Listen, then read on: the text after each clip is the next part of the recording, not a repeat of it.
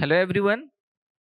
विजय पथ एकेडमी बिलासपुर के e learning platform में आपका स्वागत है। मैं हूं मनीष वैष्णव और यहां आपके लिए मैं लेके आया हूं इकोनॉमिक के 30 महत्वपूर्ण प्रश्न और उनके उत्तर।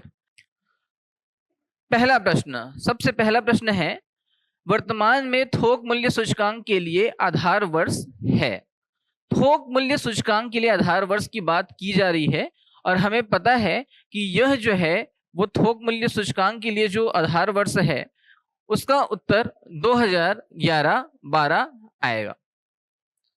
अब ये फैक्चुअल डेटा है कि 2011-12 आधार वर्ष चुना गया। थोक मूल्य सूचकांक होता क्या है? थोक मूल्य सूचकांक या होलसेल प्राइस इंडेक्स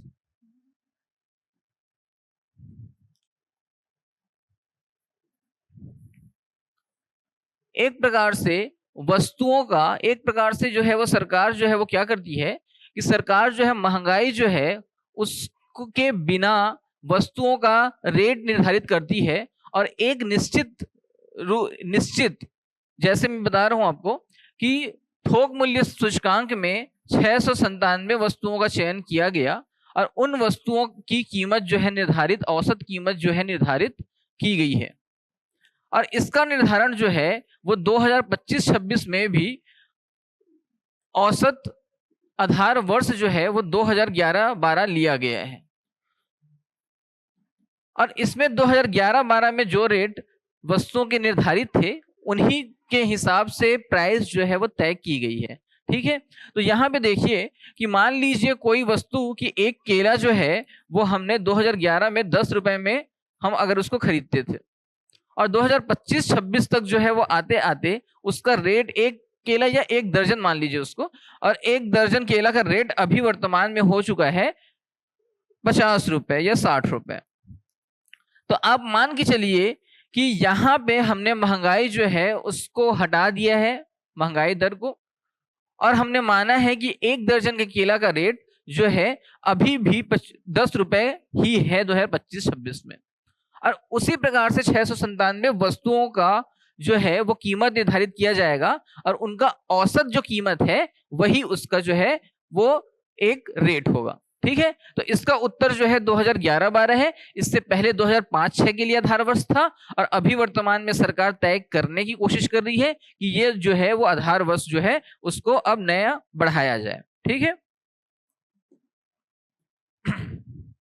आगे देखिए, यदि रेपो रेट में वृद्धि होती है तो क्या होगा? रेपो रेट में अगर वृद्धि होती है तो क्या होगा? अब देखिए रेपो रेट होता क्या है। रेपो रेट जो है वो होता क्या है?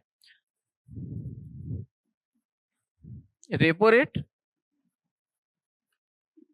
यह वह रेट है जिस दर पे कमर्शियल बैंक या वाणिज्यिक बैंक आरबीआई से लोन लेते हैं। ठीक है, तो आरबीआई से बैंक जो है वो लोन लेते हैं, बैंक जो है आरबीआई से क्या करते हैं? लोन लेते हैं और जिस दर पे लेते हैं उस दर को क्या बोला जाता है? Repo rate. तो मान लीजिए कि अगर रेपो रेट जो है वो उसको बढ़ा दिया गया कि बैंक पहले जो है 3% जो है वो रेपो रेट पे आरबीआई से क्या करते थे? लोन लेते थे। अब इसको कर दिया गया 5%। तो मान के चलिए कि बैंक जो है वो अब जो है वो ऋण जो है वो कम देंगे या उनको कम ऋण जो है उसकी प्राप्ति होगी क्योंकि उनके पास अब पैसे कम बच रहे हैं। समझ रहे हो? तो इसलिए रेपो रेट जो है अगर वृद्धि रेपो रेट में की जाती है तो मुद्रा का जो प्रसार है वो कम हो जाएगा और ऑप्शन ए इसका उत्तर होगा। ठीक है, अगले स्लाइड पे चलते हैं। प्रश्न क्रमांक 3 है, तिलहन के उत्पादन में वृद्धि से किस वजह से हुई? तिलहन के उत्पादन में वृद्धि उत्पन्न की किसने? हरित क्रांति ने, पीली क्रांति ने, स्वर्ण क्रांति ने या श्वेत क्रांति ने? यहाँ पे देखिए आप लोग कि यहाँ पे फिर 4 प्रश्न बन रहे हैं। एक हरित क्रांति, हरित क्रांति जो है वो आपको पता है कि किस लिए लाया गया? तो हरित क्रांति जो है वो लाया गया है गेहूं और धान की फसलों में वृद्धि के लिए। और उसके बाद कुल मिला के ये अनाज की फसलों के लिए। स्वर्ण क्रांति जो है वो लाया गया था बागवानी के लिए, शहद के लिए, और श्वेत क्रांति जो है वो आप सभी को पता है कि दूध उत्पादन के क्षेत्र में क्रांति लाने के लिए श्वेत क्रांति जो है वो लाई गई थी। तो उत्तर इसका क्या हो जाएगा? पीली क्रांति। ठीक है, तो पीली क्रांति जो है वो तिलहन उत्पादन के लिए लाई गई थी। अब देखिए अगला प्रश्न, हरित क्रांति लाने के लिए किसे 1970 में नोबेल प्राइज से सम्मानित किया गया था? ठीक है, अब ये प्रश्न जो है वो देखिए कि एक नाम है एम.एस. स्वामीनाथन जी का, दूसरा नाम है नॉर्मन बोरलॉग जी का, तीसरा नाम है जगदीश चंद्र बसु का, और चौथा नाम है अल्बर्ट आइंस्टाइन का। ठीक है, तो अब देखिए एम.एस. स्वामीनाथन जो है वो भारत में हरित क्रांति के जनक कहे जाते हैं। ठीक है,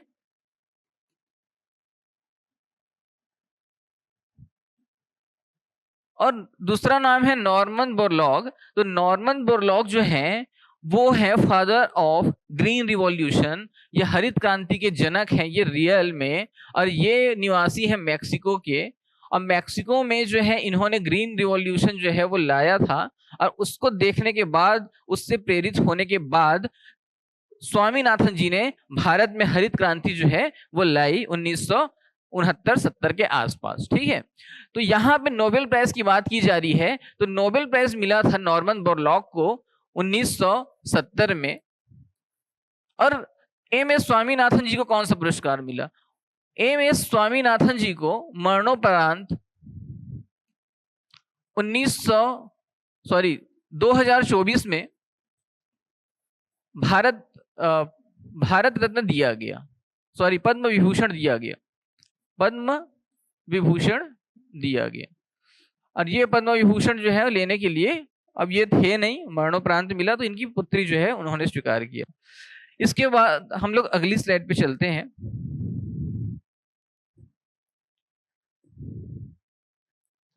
पूंजी बाजार से क्या आशय है? पूंजी बाजार या कैपिटल मार्केट, पूंजी बाजार जो है उससे क्या आशय है? देखिए एक लिखा है शेयर बाजार, वस्तु बाजार, मुद्रा बाजार या उपरोक्त सभी। उपरोक्त सभी नहीं होगा, कैपिटल मार्केट जो है वो, पूंजी बाजार जो है वो शेयर बाजार जो है उसका हिस्सा है। तो यहाँ पे उत्तर जो है ए ऑप्शन सही उत्तर होगा। ठीक है,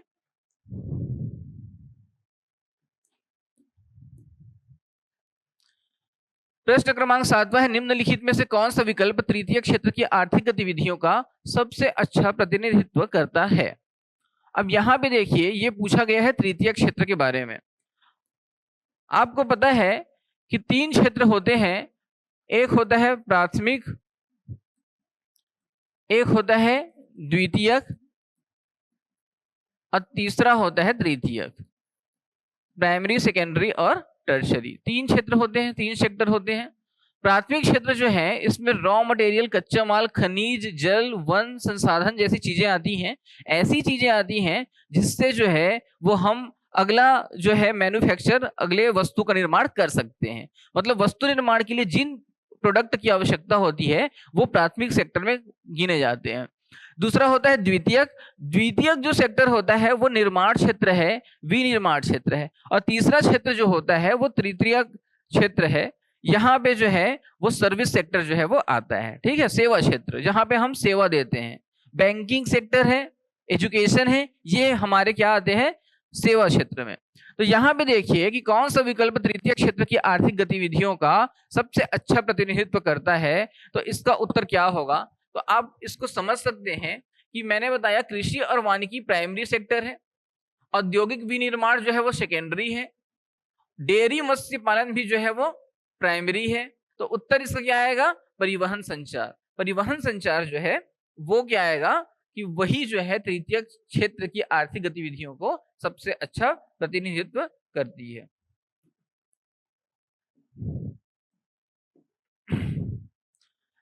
आठवां प्रश्न है, निम्न में से कौन सी क्रिप्टो मुद्रा नहीं है? क्रिप्टो करेंसी के बारे में पूछा गया है। अभी तक क्रिप्टो करेंसी जो है वो मैगजीन में, न्यूज में हमेशा जो है वो अभी आते रहता है। हमेशा सुने होंगे आपने कि बिटकॉइन के बारे में आप लोगों ने सुना होगा, इथेरियम के बारे में आप लोगों ने सुना होगा। डॉज कॉइन के बारे में भी सुना होगा। और एक डोनाल्ड ट्रंप अमेरिकी राष्ट्रपति हैं, उन्होंने अपने नाम से एक कॉइन लॉन्च किया था क्रिप्टो करेंसी, और वो लॉन्च किया था, उसका नाम था ट्रंप कॉइन। अब ये क्रिप्टो करेंसी जो है वो एक प्रकार की आभासी मुद्रा है, वर्चुअल मनी है। तो क्रिप्टो करेंसी जो है वो आपको दिखाई नहीं देने वाली है, ये ध्यान रखिएगा कि क्रिप्टो जो मुद्रा है वो आपको दिखाई नहीं देगी, आभासी मुद्रा है, इसको आप पकड़ नहीं सकते, इसको आप किसी को दिखा नहीं सकते, ये आपके सॉफ्टवेयर में रहेगा, ठीक है। तो ये क्रिप्टो करेंसी है। तो मैंने बताया कि इथेरियम जो है वो क्रिप्टो करेंसी है, बिटकॉइन क्रिप्टो करेंसी है, डॉज कॉइन भी क्रिप्टो करेंसी है। तो इसका आंसर क्या होगा? रूबल। रूबल जो है एक रूस की मुद्रा को बोला जाता है, जैसे भारत की रुपया है उसी प्रकार से जापान की येन है, और यहाँ पे रूबल जो है रूस की मुद्रा है। तो ऑप्शन आपको समझ आ गया होगा अभी तक। भारत में किस क्रांति को रक्तहीन क्रांति के रूप में जाना जाता है? अगला प्रश्न, रक्तहीन क्रांति जो है उसका उत्तर आएगा विनोबा भावे जी की भूदान ग्राम आंदोलन, और इसका उत्तर है ऑप्शन बी।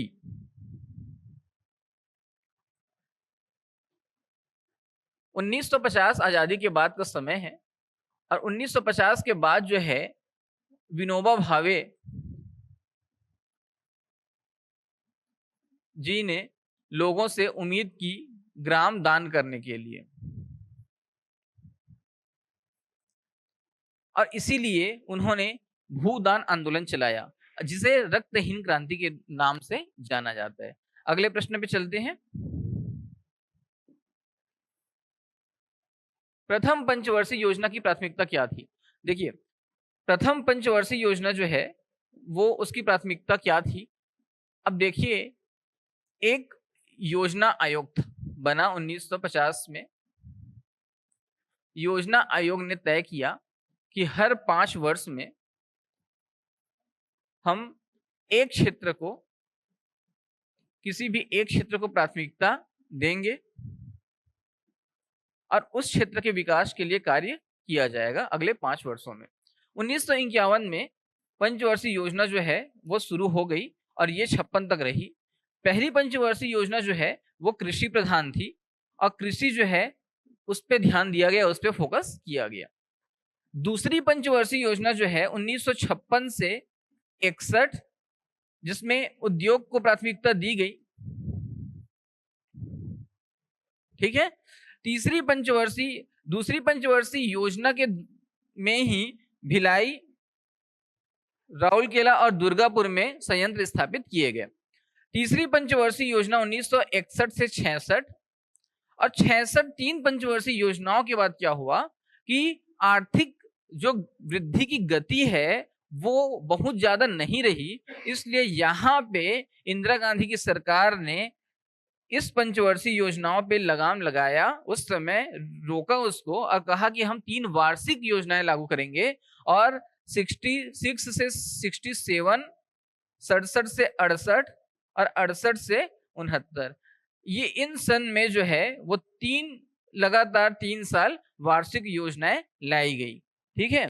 और उसके बाद चौथी पंचवर्षीय योजना जो है लाई गई 1969 से 1974, पांचवी लाई गई 1974 से 1979। लेकिन इसी बीच क्या हुआ कि इमरजेंसी के बाद जो है वो फिर से चुनाव हुआ, और चुनाव जो है उसमें कांग्रेस हार गई।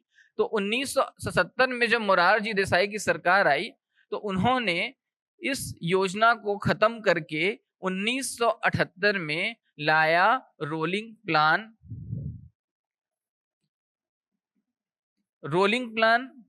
या अनवरत योजना, इसको बोलते हैं रोलिंग प्लान या अनवरत योजना, निरंतर चलने वाली योजना इसको बोला जाता है। ये जनता दल की सरकार जो है जब आई थी उस समय उन्होंने लाया था। अगले प्रश्न में हो सकता है कि ये प्रश्न हम लोग पढ़ें, तो इसका उत्तर क्या होगा? प्रथम पंचवर्षीय योजना कृषि का विकास, ये ऑप्शन होगा इसका, ऑप्शन सी।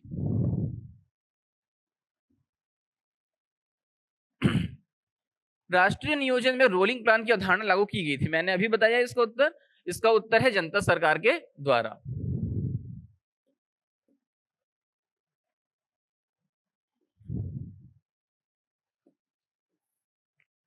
सातवीं पंचवर्षीय योजना मार्च 1990 में समाप्त हुई। यह पंचवर्षीय योजना कब प्रारंभ हुई? सातवीं पंचवर्षीय योजना ऑप्शन में जो दिया हुआ है वो ऑप्शन थोड़ा सा एरर हो गया, टाइपिंग एरर हो गया है, तो वहां पे ध्यान मत दीजिए। यहाँ पे स्पष्ट देखिए कि सातवीं पंचवर्षीय योजना कब प्रारंभ हुई है, तो 1990 में जब ये योजना जो है वो समाप्त हो रही है, इसका मतलब ये है कि ये योजना 1990 के पहले जो है वो शुरू हुई होगी। तो यकीनन इन चारों ऑप्शन जो है उसमें उत्तर तो है नहीं, तो ये योजना जो है वो शुरू हुई थी 1985 में। ठीक है,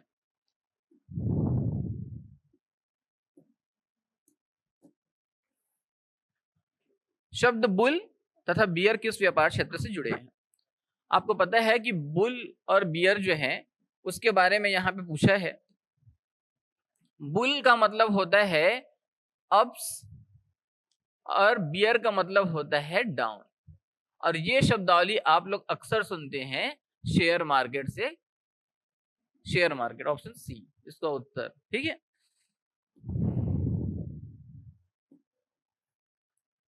भारत में ऐसे किसान जिन्हें सीमांत किसान कहा जाता है कितनी जमीन रख सकते हैं? यह प्रश्न जो है सीजीपीएससी प्रीलिम्स व्यापम की परीक्षाओं में कई बार आ चुके हैं कि हम सीमांत किसान किसे कहेंगे। यहाँ पे ये हेक्टेयर में पूछा है। आपको मैं बता दूं कि सीमांत किसान जो है उसको देखते हैं किसे बोलते हैं।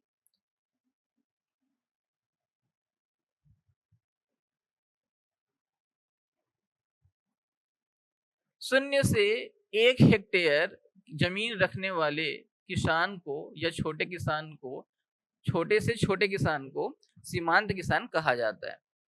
इसके पश्चात दूसरा होता है अति लघु किसान।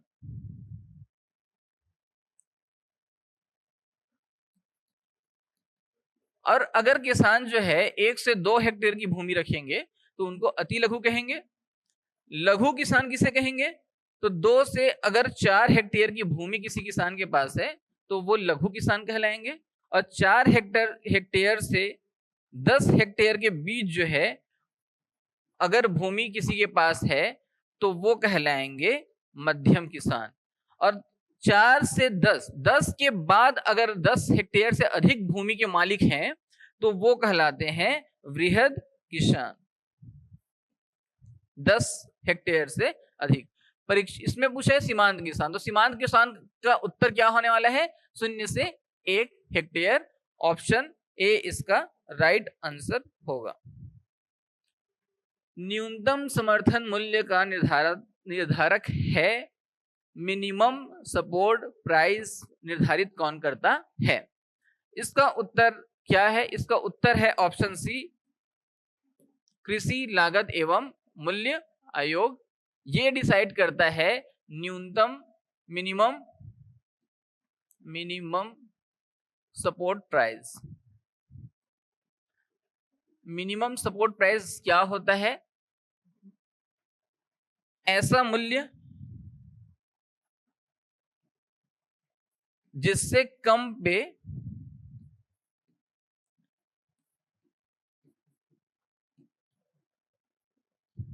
किसानों के उत्पाद की बिक्री नहीं की जाती। मतलब एक मिनिमम सपोर्ट प्राइस जो है वो कृषि लागत और मूल्य आयोग तय करती है, और वो सिफारिश जो है वो केंद्र सरकार को या भेजती है मूल्यों को निर्धारित करके। और उसके बाद जो है वो राज्य सरकार तय करती है कि उसको ये सिफारिश जो है मानना है या नहीं मानना है। इसके लिए वो बिल्कुल भी बाध्य लेकिन नहीं है। तो यहाँ पे लेकिन उत्तर आएगा कृषि लागत एवं मूल्य आयोग। और वो एक प्रकार से समर्थन मूल्य जो है वो बहुत सारे उत्पादों पे, धान पे, गेहूं पे, ज्वार बाजरा मक्का पे, बहुत सारे फसलों पे, गन्ना मूंगफली सभी पे लागू की करती है कि उतने रुपए से कम राशि जो है वो किसानों को नहीं दी जाएगी उनकी फसलों के लिए। आगे प्रश्न में देखते हैं। निम्नलिखित कथनों को पढ़िए तथा सही विकल्प का चयन कीजिए। प्रश्न क्रमांक 16 है। कथन 1 है शुद्ध घरेलू उत्पाद इज इक्वल टू बराबर होता है सकल घरेलू उत्पाद, और उसमें मूल्यह्रास को जोड़ा जाता है उसके बराबर होता है। ये पहला ऑप्शन। ठीक है। दूसरा देखिए, प्रति व्यक्ति आय शुद्ध घरेलू उत्पाद और उसके राष्ट्र की कुल जनसंख्या के भाग के बराबर होता है। ये दूसरा ऑप्शन। तीसरा, विश्व की अर्थव्यवस्था की तुलना करने हेतु शुद्ध घरेलू उत्पाद सकल घरेलू उत्पाद की अपेक्षा बेहतर मात्रक है। तीनों ऑप्शन में हम लोग देखते हैं पहला ऑप्शन, शुद्ध घरेलू उत्पाद या सकल घरेलू उत्पाद क्या होता है। तो शुद्ध घरेलू उत्पाद जो है, अब देखिए, अगर आप जो है वो सकल घरेलू उत्पाद की बात करें या ग्रॉस डेवलपमेंट डोमेस्टिक प्रोडक्ट, ठीक है, तो इसका मतलब क्या होता है, ग्रॉस डोमेस्टिक प्रोडक्ट, डोमेस्टिक का मतलब होता है घरेलू।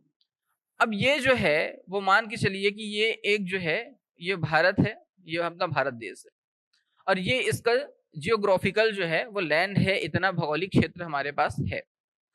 तो हम अगर सकल घरेलू उत्पाद की बात करेंगे तो हम ये देखेंगे कि यहाँ पे जितने लोग निवास कर रहे हैं, चाहे वो भारत के नागरिक हैं चाहे विदेशी नागरिक हैं, उन सभी के द्वारा कमाया गया पैसा जो है वो जीडीपी कहलाएगा, ग्रॉस डोमेस्टिक प्रोडक्ट कहलाएगा। और ये जो है इसमें जो है वो हम ध्यान रखेंगे कि विदेशी राजदूत, विदेशी नागरिक भी शामिल होंगे जो भारत के अंदर कार्य कर रहे हैं। दूसरा होता है शुद्ध घरेलू उत्पाद, नेट डोमेस्टिक प्रोडक्ट। ये क्या होता है कि यहाँ पे भारत के अंदर कार्य करने वाले विदेशी नागरिक, विदेशी राजदूत, उनकी जो टर्नओवर है, जो इनकम है, उसको हटा दिया जाता है और उसके बाद केवल और केवल भारतीय नागरिकों के इनकम को ही तय किया जाता है। ठीक है, तो उसे हम लोग कहते हैं एनडीपी। एनडीपी जब तय करते हैं तो जीडीपी जो है माइनस मूल्य ह्रास होता है, डिप्रिसिएशन को घटाया जाता है हमेशा, और उसके बाद ही हमको एनडीपी प्राप्त होता है, ये शुद्ध घरेलू उत्पाद प्राप्त होता है। तो यहाँ पे ऑप्शन में मूल्य ह्रास को जोड़ा गया है, इसलिए ये ऑप्शन हो जाएगा गलत। दूसरा, प्रति व्यक्ति आय बराबर शुद्ध घरेलू उत्पाद बटे राष्ट्र की कुल जनसंख्या। तो यहाँ पे देखिए कि एक व्यक्ति की आय निकालने के लिए या एक परिवार की आय निकालने के लिए हम तय करेंगे कि परिवार में अगर 5 सदस्य हैं तो पांचों सदस्य जो है उनका जो है वो इनकम निकालेंगे और उसको 5 से क्या करेंगे, भाग दे देंगे, यही होगा। और देश की अगर जनसंख्या जितनी है उसमें क्या करना है कि अगर वहां पे हमें प्रति व्यक्ति आय निकालनी है तो बटे में जो है वो देश की क्या होगी, जनसंख्या होगी, और ऊपर में जो है वो क्या करेंगे, प्रत्येक व्यक्ति की जो है वो इनकम होगी। तो दूसरा ऑप्शन क्या हो गया, सही हो गया। तीसरा ऑप्शन जो है वो विश्व की अर्थव्यवस्थाओं की तुलना करने हेतु शुद्ध घरेलू उत्पाद सकल घरेलू उत्पाद की अपेक्षा बेहतर मात्रक है। तो मान के चलिए कि मूल्य ह्रास जो है, डिप्रिसिएशन को अगर हम घटा दिए हैं तो हमें प्राप्त हो रहा है शुद्ध घरेलू उत्पाद। दूसरी चीजें कि भारत से बाहर, भारत के अंदर जो विदेशी नागरिक कार्य कर रहे हैं उनके पैसे, उनकी इनकम भी हटा दिए हमने, तो हम मान सकते हैं ना कि ये शुद्ध घरेलू उत्पाद जो है वो बेहतर मात्रक है, इसलिए ऑप्शन सी जो है वो भी करेक्ट होगा। तो हम लोग देख सकते हैं कि यहाँ पे केवल कथन 2 और 3 सत्य है, ये जो है वो क्या होगा, सही उत्तर होगा। अर्थव्यवस्था के द्वितीय क्षेत्र में निम्नलिखित में से किसे शामिल नहीं किया गया, इसको मैं बता चुका हूं आप लोगों को। इसका उत्तर आप लोग देख सकते हैं कि विनिर्माण जो है, विद्युत जो है, गैस जलापूर्ति जो है, वो सारी की सारी चीजें आएंगी, निर्माण भी आएगा, विनिर्माण भी आएगा, खनन उत्खनन नहीं आएगा। तो ये क्योंकि प्राथमिक सेक्टर, प्राइमरी सेक्टर का भाग है, तो ये इसका क्या हो जाएगा, उत्तर हो जाएगा।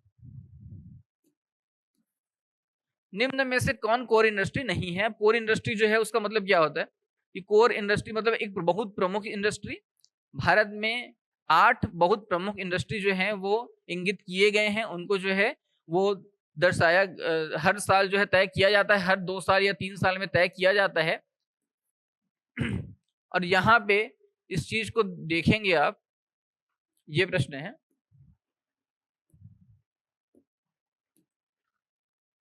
कोर इंडस्ट्री भारत में कितने हैं, 8। 8 में जो है वो एक है कोयला, एक है सीमेंट, एक है स्टील, या फिर इसको बोल सकते हैं आयरन, लोहा, इसी में शामिल होगा ये। चौथा जो है वो है पेट्रोलियम। पांचवा जो है वो है उर्वरक। छठवा जो है वो है बिजली। और सातवां और आठवां जो है वो नेचुरल गैस या प्राकृतिक गैस।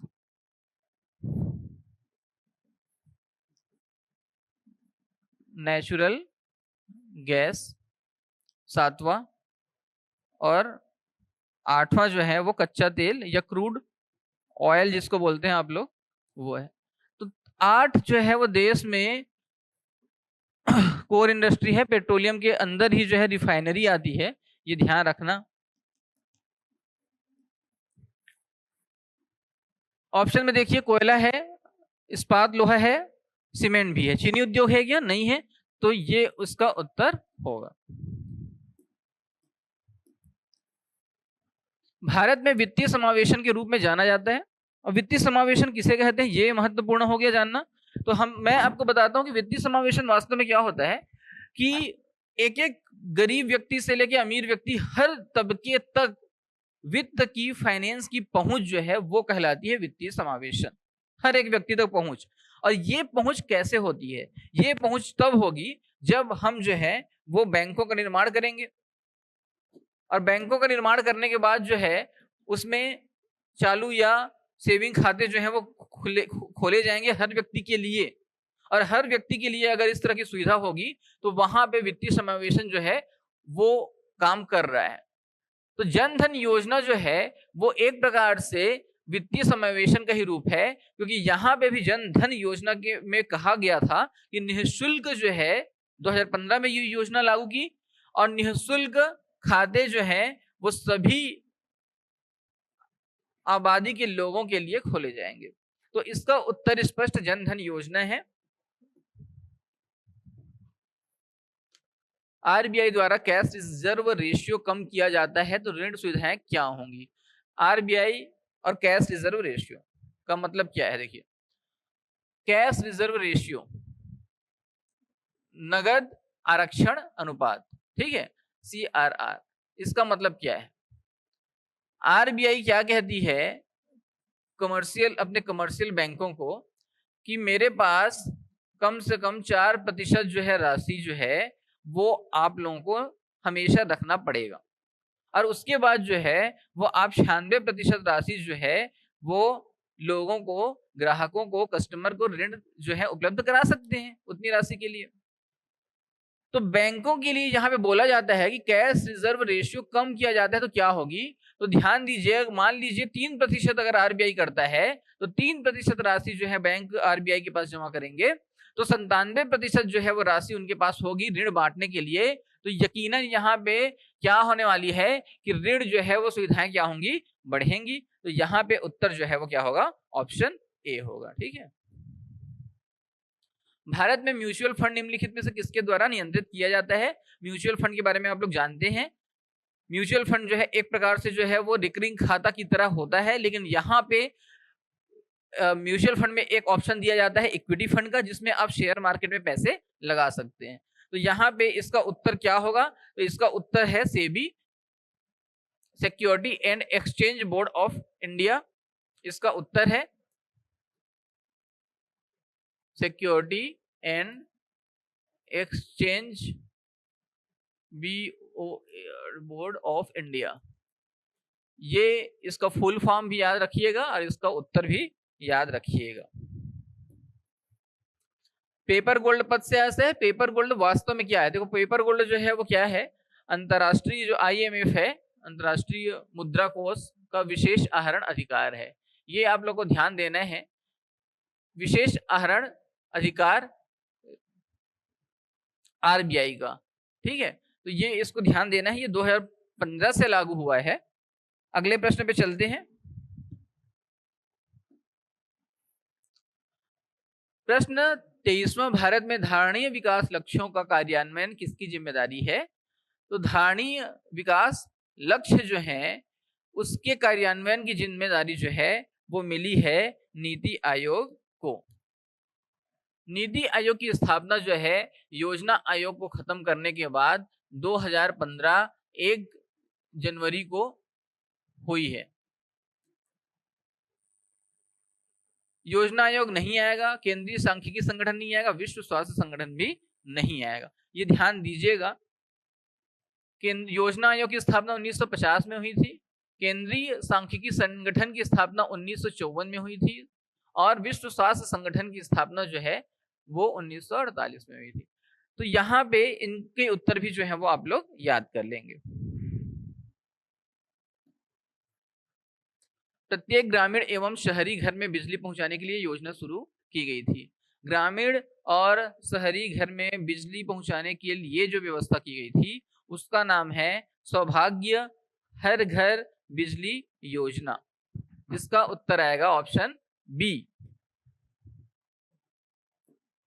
सौभाग्य हर घर बिजली योजना, जिसका शुभारंभ किया गया था 25 सितंबर को 2017 में।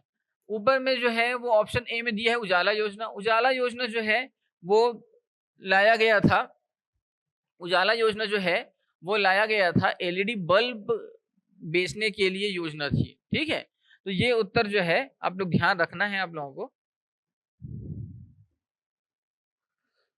भारत में 16वें वित्त आयोग के अध्यक्ष कौन है? तो भारत में देखो वित्त आयोग के बारे में आप लोग को मैं तो कुछ बता देता हूं कि वित्त आयोग जो है वो क्या है, कि इसका जो गठन है वो राष्ट्रपति के द्वारा हर 5वें साल में 5 साल के लिए होता है।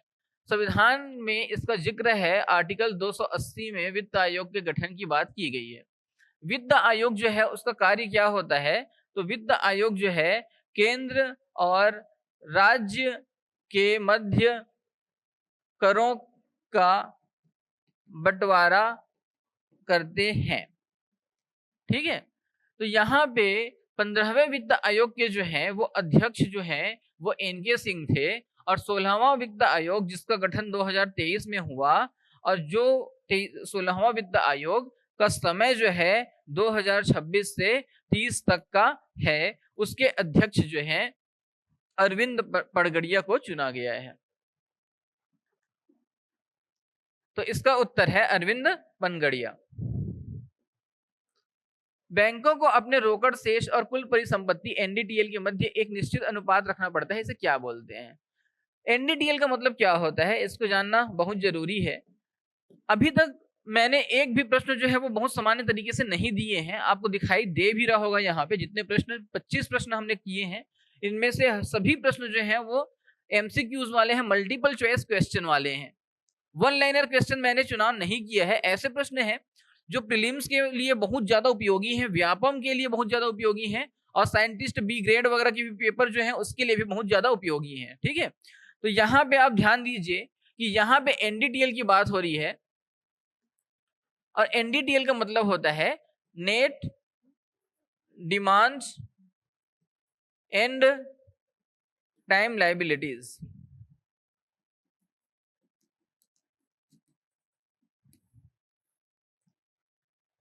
और इसमें जो है वो क्या होता है कि नेट डिमांड और टाइम लायबिलिटीज में, कि नेट डिमांड जो है वो इसमें ये होता है कि आपका जो कैश राशि है या गोल्ड है वो कहलाता है नेट डिमांड, और टाइम लायबिलिटीज ये कहलाता है कि टाइम जो है होने के बाद जो पैसे मिलेंगे, जैसे एफडी है,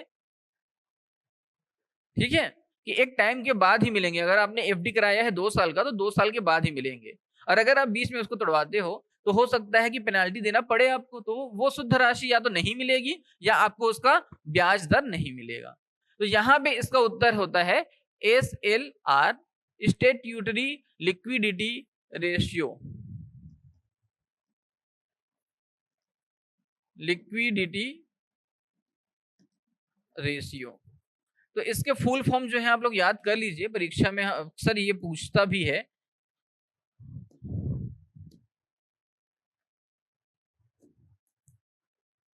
अगला प्रश्न है, भारत में वस्तु एवं सेवा कर के अंतर्गत कितनी दरें निर्धारित की गई हैं? इसका उत्तर जो है फैक्चुअल डेटा है ये, और आपको मैं बता दूं कि इसका उत्तर है 4। और ये स्लैब 4 कौन कौन से हैं? देखो, शून्य को नहीं गिनते हैं, शून्य को नहीं गिनना है आप लोगों को। 5, 12, 18, 28, इस तरह से ये जो 4 स्लैब हैं इसी को गिनना है। और इसका उत्तर जो है वो ऑप्शन सी 27वां जो है वो भी हो गया। ठीक है। भारत की औद्योगिक नीति 1991 के संबंध में क्या सही नहीं है, ये पूछा गया है प्रश्न। औद्योगिक नीति 1991 के बारे में पूछा गया है। तो यहाँ पे ध्यान देना कि 1991 जो है उसकी नीति जो है वो थी क्या। 1991 की जो नीति है वो क्या थी?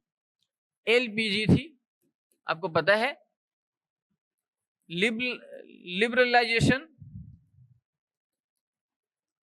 प्राइवेटाइजेशन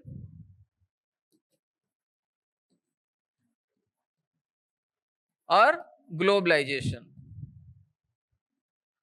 लिबरलाइजेशन का मतलब होता है उदारवाद, प्राइवेटाइजेशन का मतलब है निजीकरण, और ग्लोबलाइजेशन का मतलब होता है भूमध्यीकरण। यहां पे हो क्या रहा है कि 1991 से पहले हमारे पास जो है वो बिल्कुल भी फॉरेन रिजर्व, विदेशी मुद्रा जो है भंडार खत्म हो चुका था। लगभग 7 दिन की मुद्रा बची थी। और उसी समय जो है वो मनमोहन सिंह जो है वो वित्त गवर्नर थे। तो नरसिम्हा राव की सरकार थी, वहां पे ये हुआ कि तय किया गया मनमोहन सिंह और नरसिम्हा राव के द्वारा कि हम एलपीजी लागू करेंगे और हम अपनी अर्थव्यवस्था को उदार करेंगे। हम व्यापार के क्षेत्र में जो है अधिक से अधिक लोगों को जो है वो लाइसेंस जो है प्रदान करेंगे। हम जो है हम निजीकरण स्वीकार करेंगे, हम विदेशी तकनीक का इस्तेमाल करेंगे और विदेशी कंपनियों को भारत में आमंत्रित करेंगे। ग्लोबलाइजेशन जो है उसकी आवश्यकता पड़ी थी भूमध्यीकरण की। और भूमध्यीकरण का मतलब ये होता है कि एक प्रकार से वसुधैव कुटुंबकम की भावना, और जहां हम विश्व के अर्थव्यवस्था जो है कि अर्थव्यवस्था को भारत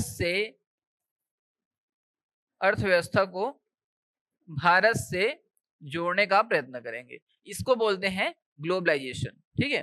तो ये उत्तर क्या होगा? पहला ऑप्शन देखो, औद्योगिक लाइसेंस प्रणाली, ये क्या हो जाएगा? सही। विदेशी तकनीक सही, विदेशी निवेश सही। मैंने ऑप्शन थोड़ा सा उल्टा बोल दिया। ऑप्शन डी है सार्वजनिक क्षेत्र का आरक्षण, ये हमने नहीं पढ़ा है, इसलिए इसका ऑप्शन जो है वो क्या होगा? सार्वजनिक क्षेत्र का आरक्षण, डी इसका सही उत्तर है, क्योंकि यहां पे पूछा गया है, सही नहीं है। ठीक है। तो अब तक जो है 28 प्रश्न हो गए। अब अगले प्रश्न पे चलते हैं। कौन सी समिति की स्थापना बैंकिंग क्षेत्र में सुधार के लिए की गई है? बैंकिंग सेक्टर जो है उसमें अगर रिफॉर्म की जरूरत पड़ी थी 1980-82 में, तो वहां पे एक कमेटी का गठन किया गया था और उसकी अध्यक्षता कर रहे थे एस.एम. नरसिम्हन सर। और इन्हीं के नाम से ये कमेटी बनी थी सुधार के लिए, रिफॉर्म के लिए। तो इसका ऑप्शन जो है वो हो जाएगा नरसिम्हन कमेटी।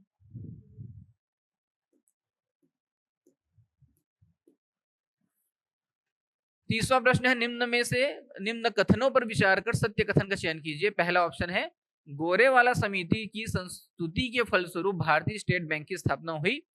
दूसरा, छत्तीसगढ़ वाणिज्यिक बैंकों का राष्ट्रीयकरण 1980 को हुआ। तो पहला ऑप्शन सही है, गोरेवाला समिति की संस्तुति के फलस्वरूप भारतीय स्टेट बैंक की स्थापना 1955 में हुई। ऑप्शन दूसरा देखिए, छत्तीसगढ़ वाणिज्यिक बैंक का राष्ट्रीयकरण जो है 15 अप्रैल 1980 को हुआ। ये जो है वो दूसरी बार जो है बैंकों का राष्ट्रीयकरण हुआ था, ये ध्यान दीजिएगा। पहली बार 1969 में बैंकों का राष्ट्रीयकरण किया गया था। इस समय जो है वो 14 बैंकों का हुआ था। और दूसरी बार जो है 1980 में हुआ तो 6 बैंक शामिल थे। और इसलिए यहाँ पे भी ऑप्शन सही है दोनों, और दोनों ऑप्शन सही है, मतलब ऑप्शन सी इसका क्या होगा? करेक्ट उत्तर। अगले प्रश्न पे चलते हैं। 436 रुपए का न्यूनतम वार्षिक किस्त किस बीमा योजना के लिए जमा किया जाता है? अब यहाँ पे ध्यान देना आप लोग कि 2015 में भारत सरकार ने 3 योजनाएं एक साथ लागू की थी, और वो समय था मई 2015 मई, और ये डेट जो है वो 1 से 9 मई के बीच था। कुछ पुस्तकों में 9 मई ही लिखा रहता है, ठीक है। तो यहाँ पे 3 योजनाएं लागू की थी। इस योजना का उद्देश्य वास्तव में क्या था? पहला योजना है प्रधानमंत्री जीवन बीमा योजना। प्रधानमंत्री जीवन बीमा योजना एक प्रकार से टर्म प्लान है, जहां पे 18 वर्ष से 50 वर्ष तक के आयु के लोग जो हैं वो 436 रुपए जमा करेंगे। ये जो है वो राशि 1 साल के लिए रहेगी, और 1 साल के दौरान अगर मृत्यु हो जाती है तो वहां पे 2 लाख रुपए जो है वो उसके परिवार के सदस्यों को मिलेगा। तो इसका ऑप्शन जो है, उस उत्तर जो है वो 1 हो गया, ठीक है। लेकिन अब देखते हैं कि प्रधानमंत्री सुरक्षा बीमा योजना क्या है। प्रधानमंत्री सुरक्षा बीमा योजना जो है उसके लिए 1 साल की राशि दी जाती है 20 रुपए, और यहाँ पे ये बैंक में जमा की जाती है। और अगर आपकी जो है वो एक्सीडेंट अगर होता है, और एक्सीडेंट के दौरान जो है वो आप जो है वो अपाहिज हो जाते हैं, दिव्यांग हो जाते हैं दोनों पैरों से, तो आपको जो है वो 1 लाख की राशि यहाँ पे मिलेगी सरकार की तरफ से। और उसके पश्चात है अटल पेंशन योजना। तो अटल पेंशन योजना जो है वो ये पेंशन स्कीम है जो 18 से 50 साल तक के आयु वर्ग के बीच के लिए है, ठीक है। अब यहाँ पे ध्यान दीजिए कि हमारे पास 31 प्रश्न जो है 31 प्रश्न थे यहाँ पे। 31 प्रश्नों का हल जो है वो करने में करीब 40 से 45 मिनट लगे, और आपने देखा कि हर एक प्रश्न जो है उसमें 4 ऑप्शन थे, और चारों ऑप्शन को मैंने बताने का प्रयास किया। तो कुल मिला के करीब करीब 100 क्वेश्चन की तैयारी आप लोगों की हो गई है 40 मिनट में। आज के लिए इतना ही। बहुत बहुत धन्यवाद। चैनल को सब्सक्राइब कीजिए, लाइक कीजिए। Thank you.